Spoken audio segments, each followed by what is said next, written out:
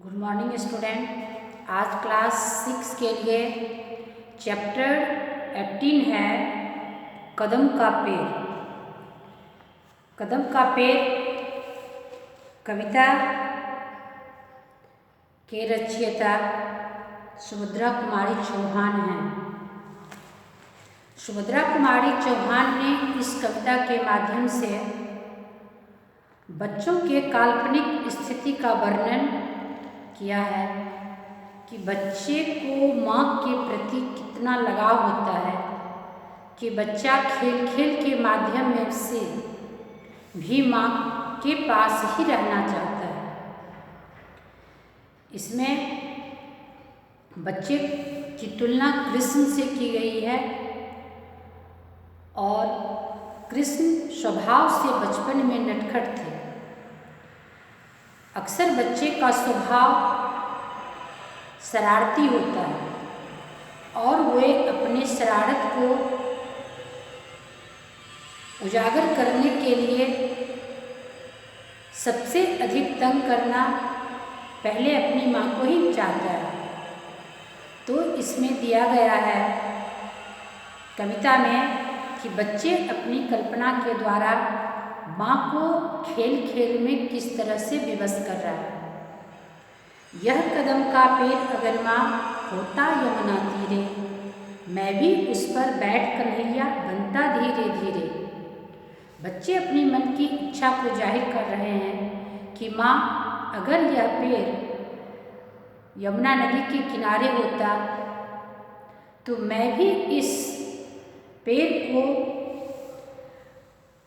जिस तरह से कृष्ण कदम के पेड़ पर बैठकर बांसुरी बजाते थे और अपनी माँ यशोदा को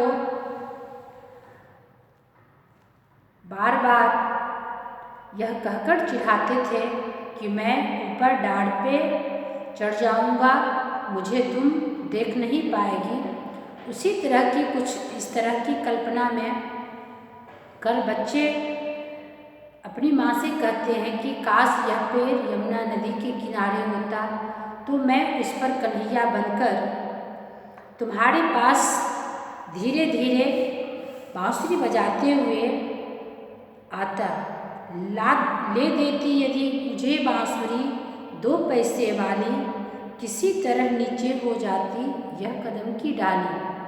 काश माँ मैं तुमसे यह कहना चाहता हूँ कि तुम मेरे लिए किसी तरह से 2-4 पैसे की ही बांसुरी खरीद देती। यह डाल जो ऊपर था कदम का यह भी नीचे हो जाता और तुम्हें नहीं कुछ कहता, मैं चुपके चुपके आता। उस नीची डाली से अम्मा ऊपर तक चढ़ जाता। बच्चे अपनी मन की बात को इस तरह रख रहे हैं कि काश माँ मुझे बांसुरी ला देती। पेड़ का डाल नीचे अगर हो जाता तो मैं उस पे चढ़ के पेड़ की फुनगी पर चला जाता और फिर वहीं बैठ बड़े मज़े से बांसुरी बजाता।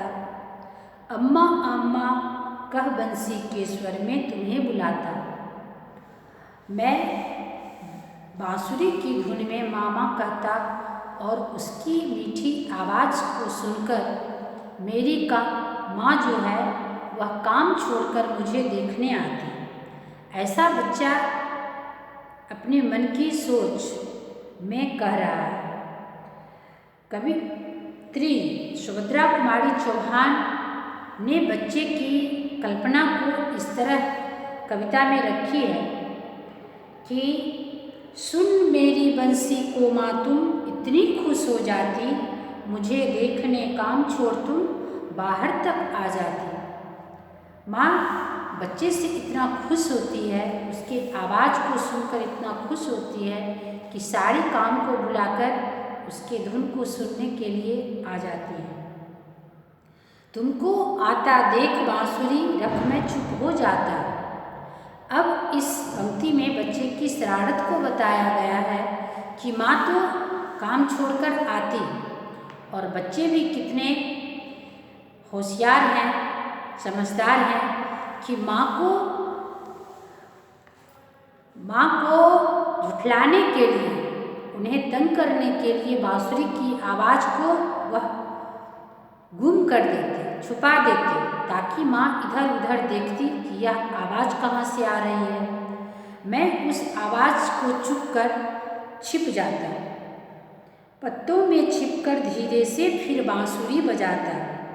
मैं माँ को देखकर पहले चुप होता, फिर बांसुरी बजाता।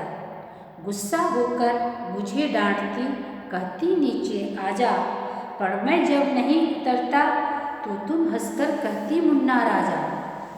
अक्सर आप देखते होंगे कि माँ को जब बच्चे परेशान करते हैं तो माँ पहले गुस्सा होती है, लेकिन बच्चे जब अपने जिद पर अड़ते हैं तो माँ का हृदय फिर अपनी भावुकता से भर जाता है और फिर अपने गुस्से को रोक कर बच्चे से प्यार भरी बातें करती है।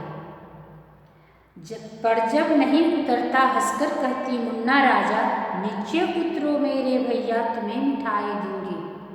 तब माँ बच्चे को लालच देती है, लोभ दिखाती है कि किसी तरह से वह मेरी बातों को मान ले।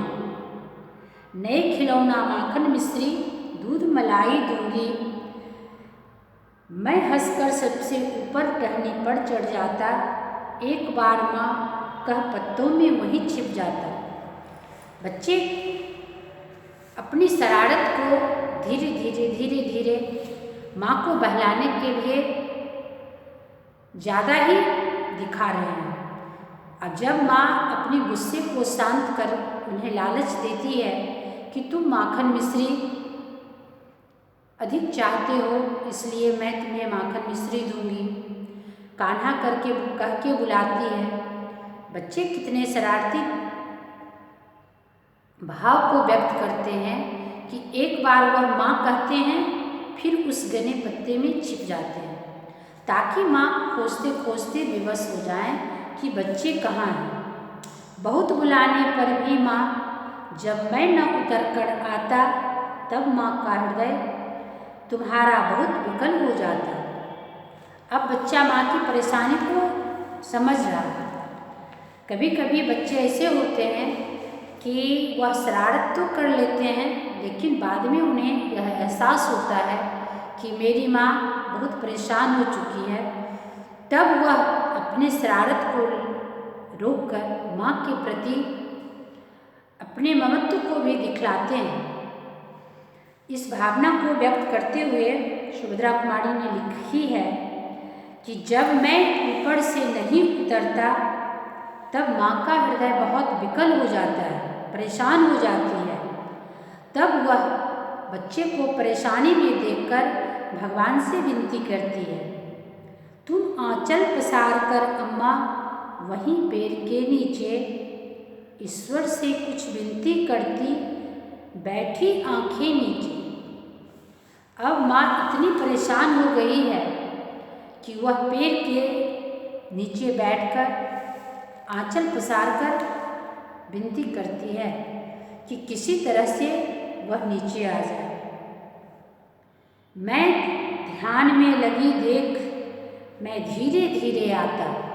बच्चा के बारे में लिखा गया है कि जब बच्चा को यह एहसास हो रहा है कि माँ का ध्यान भगवान के ऊपर है, वह मुझे नहीं देख रही है, तो वह धीरे धीरे डाल पर से नीचे उतरता है और माँ के आंचल से छिपकर आता है।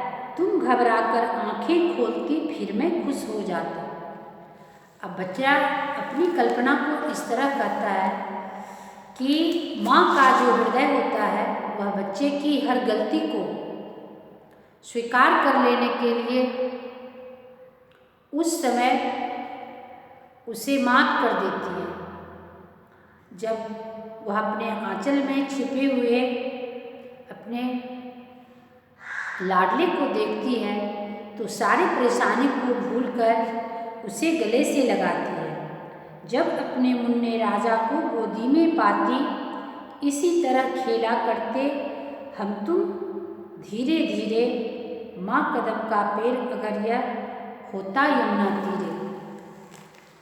इस कविता में सुभद्रा कुमारी चौहान ने माँ और बच्चे के अथाह प्रेम का वर्णन इस प्रकार किया है कि बच्चे की काल्पनिक दुनिया में माँ से बढ़कर कुछ नहीं होता है और माँ के लिए भी अपने बच्चे से कुछ नहीं होता है बढ़कर। इसलिए बच्चे की हर परेशानी को समझते हुए माँ उसे माफ़ कर देती है और बच्चे भी अपने नादानी से, अपनी परेशानी से माँ को हमेशा विवश तो करता है, लेकिन बाद में उसे यह एहसास होता है कि माँ से बढ़कर मेरे लिए इस दुनिया में कोई बड़ी चीज़ नहीं है।